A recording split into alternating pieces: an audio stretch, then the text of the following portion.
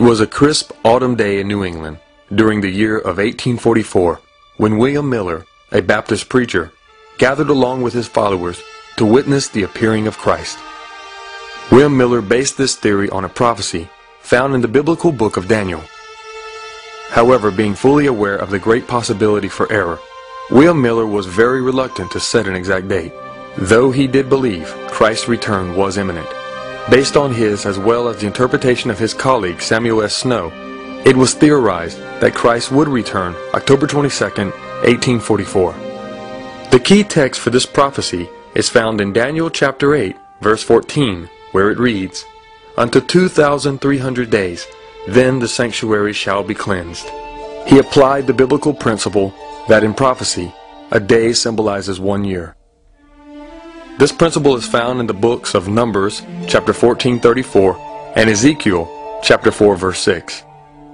Based on these texts, he logically concluded that this was a prophecy that covered a 2,300-year time span, and if he could find the starting point, he would know when the sanctuary would be cleansed. It is important to note that the popular theory of that time period was that the earth was the sanctuary. Through his exhaustive study of the Bible, as well as his intensive study of world history, he found the starting point he had been looking for in Daniel, chapter 9, verse 25. This text explains that the starting point would be from the command to rebuild Jerusalem. Historical record shows this decree was given by Artaxerxes I of Persia in the year 457 BC. So Miller simply added 2,300 years to that date, plus 1 year for the year 0. The year he came up with was 1844. It is also important to reiterate that this was a theory of William Miller, based on much sound evidence and logic. Even so, he always presented this theory to others with a measure of caution, in case there was something that may have been overlooked or misunderstood. On the other hand, he was also careful to take this discovery seriously in the event that it would come true.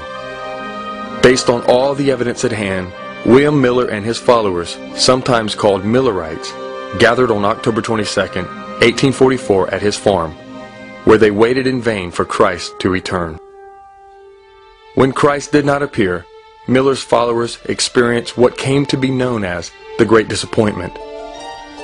After the Great Disappointment, many of the thousands who had joined this Second Advent awakening left it in deep disillusionment. A few, realizing that it was human error in the interpretation and still trusting in the Bible fully, went back to re-examine this prophecy more closely to uncover where they had gone wrong.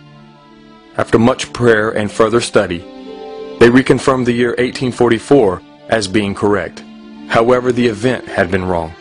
They found that this date did not foretell the return of Christ, but instead, it was when the judgment in heaven would officially begin.